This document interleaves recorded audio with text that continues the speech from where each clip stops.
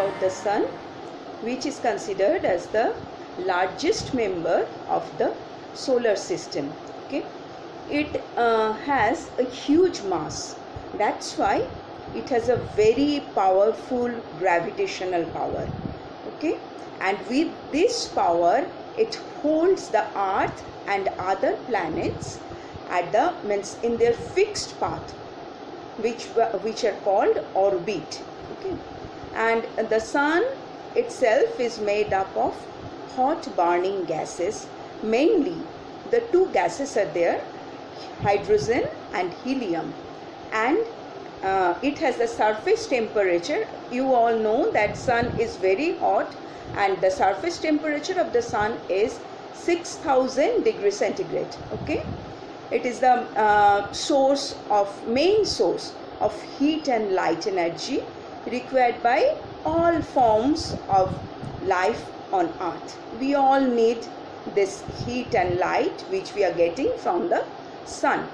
Okay, a Sun is about 150 million kilometers away from the Earth, and the light from the Sun, it takes about 8 minutes to reach us. Okay, and the light is reflected by the planets is the light which the planets are getting, they all get the light from the Sun, and including their satellites. Thus we are able to see them in the sky, because we all know that planets and satellites, they don't have their own light. They are getting light from the Sun. Now planets. The word planet, it is derived from a Greek word which means wanderer. Wanderer, why? Because planets are named, they all revolve around the Sun, and we all know that there are 8 planets. How many planets are there in the solar system? 8 planets are there. Okay, and in order to the distance from the Sun, they are known as Mercury, Venus, Earth, Mars, Jupiter, Saturn, Uranus, and Neptune. Okay. And just now I have told you that planets do not have their own light. They are getting light from the Sun, and these planets, they are made up of solid material and gases. They reflect the light received from the Sun. Okay. Among the planets, Venus is the brightest object in the sky, okay, after the Sun and the Moon. Now, as it is the very bright object, so it is often called the morning star. When it is called the morning star? When it is seen in the sky just before sunrise. At that time, it is called as morning star. And just before, and the evening star, when it is seen, it is also called the evening star, when it is seen just after the sunset. Okay, so Venus has 2 names, morning star and evening star. Next one is Mars. It has a reddish type of appearance. I hope all of you have seen the Mars in the sky, which has a reddish type of appearance. And this planet, that's why Mars is called the red planet. Now Saturn, it is the 6th planet from the Sun. As the picture, in the picture you have seen that Saturn has many rings around it. Okay, and Jupiter, Uranus, and Neptune, they are the other 3 planets, those who also have rings around them. Now Mercury, Venus, Earth, and Mars, they are known as inner planets. As they are made up of rocks, they are also called terrestrial planets. Okay, and Jupiter, Saturn, Uranus, and Neptune, they are known as the outer planets, and we also call them as gas giants because they all are made up of gas. Okay, and they also means they have rocks but very little. And planets, they have two types of movements. I hope all of you know that planets have two types of movements, rotation and revolution. Now, what is rotation? Okay. Each planet has its own axis on which it rotates or spins like a top. Okay. Two planets, Venus and Uranus, rotate in a clockwise direction, that is from east to west. All the other planets, they rotate in an anticlock direction. Now, revolution.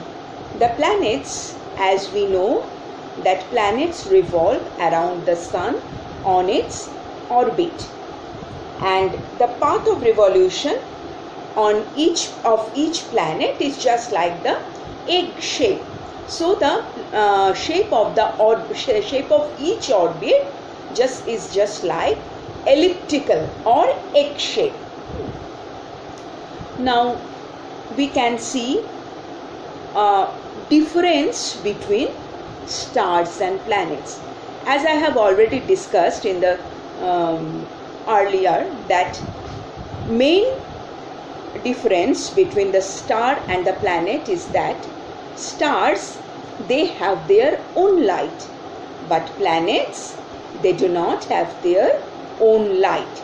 Okay, and planets, they can produce their own heat and light, but planets cannot. Stars are mainly very huge in size, but the planets are comparatively smaller in size. Okay, and stars, they move around the center of a galaxy, and planets, they move around a star. As I told you, all the planets, all the 8 planets are moving around the sun, which is a star. So these are the differences between stars and planets. Now we will see about our planet Earth, where we are living in the planet Earth. Now the Earth is the 5th largest planet and the 3rd nearest planet to the Sun. And it is spherical in size, slightly flattened at the poles and bulging at the equator. This shape is called a geoid shape. Okay, and we can call our Earth a very unique planet. Why? Because it has some characteristics which the other planets don't have. Okay, and which are the characteristics which makes the Earth a unique planet? Those are moderate temperature, and for this temperature we all living beings can survive. It is not too hot, not too cold, just moderate, so we can survive in this temperature. And next one is suitable atmosphere. Okay, many in the atmosphere, many gases are there: nitrogen, oxygen, hydrogen, ozone. We all know that carbon dioxide. Okay, and we all know that these gases are very much useful for the living beings. And next one is presence of water, without which the living beings cannot survive. Okay, and the presence of water, with the help of the water we can live in the Earth. Now satellites. What are satellites? Other than the stars and the planets, we can also see the moon in the sky. The moon is the satellite of the Earth. And the satellite, the word satellite, it is derived from the Latin word companion. Okay, companion or attendant. Just it is moving around the Earth, so it is called the companion. And satellites, those which are very small heavenly bodies and revolve around the planets. As the planet revolves around the sun, so their satellites also accordingly accompany them in their revolution. Like planets, satellites do not have their own heat and light. They are also getting light from the sun. Okay? And now we discuss the main satellite of the earth, that is moon. One and only, not only main, one and only satellite, that is moon. And the diameter of the moon is about 1/4 of the earth's diameter. Now we can tell that then why does it then appear as big as the sun? Because it is closer to us. The moon is very close to us. That's why we can see almost the size of the moon and the sun are almost same. And as I have told you that moon does not have its own light, and we call the moonlight, but it is actually the sunlight. It reflects the light of the sun. Okay? The moon, we can see the moon in different shape. Okay, these shapes are called the phases of the moon. And when the moon looks like a full disk, it is called the full moon or Purnima. And when the side of the moon facing us, it does not receive any light. We cannot see the moon at that time, and that is known as new moon or Amavasya. And the moon makes one revolution round the earth in 27 days and 8 hours. So moon takes 27 days, 8 hours to make one revolution. This time period is almost the same as the time it takes to complete one rotation. That means the duration of revolution and rotation of the moon is same. That's why we can see the same side of the moon always, okay, as the duration of rotation and revolution is same. Now that means we are not able to see the other side of the moon. And now what is the moon made up of?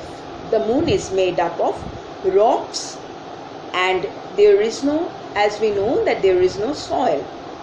The mountain peaks, plains and craters make the surface extremely rugged. As a result, the reflection of sunlight from every part of the moon's surface is not uniform, because the surface of the moon is uneven. So the reflection is also not uniform. So we are not getting the moonlight in a proper way. Okay, that is why if you look at the moon, we can see some dark spots on its surface. Now there is no water. Many scientists are working and went also in the moon, but and according to them, they did not find any water in the moon. Since the moon has no atmosphere, days are very hot while nights are extremely cold, because it does not have any atmosphere. Scientists have sent many spacecrafts to the moon to gather more information about it. As we know that many scientists, they have gone to moon, they have landed in the moon, but according to them, there is no water, there is no atmosphere. Okay. Now asteroids, water asteroids.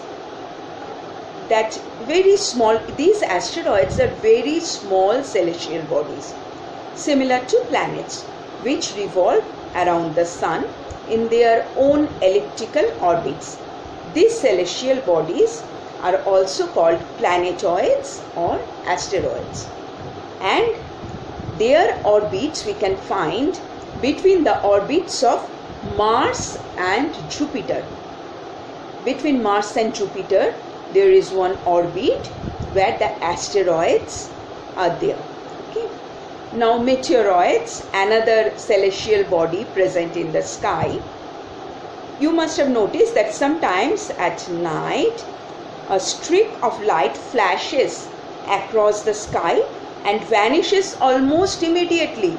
Suddenly we can see a light, flash of light, and within a fraction of second it gone. Okay, that means those are meteoroids. Meteoroids are very small pieces of rocks which revolve around the sun. Some of these particles enter the Earth's atmosphere with great speed or velocity. Okay. Due to friction with the atmosphere, they get heated up and start glowing. Most of the meteors burn out. They do not reach on the surface of the Earth. But some are quite large and fall on the Earth's surface, creating a hole or a crater.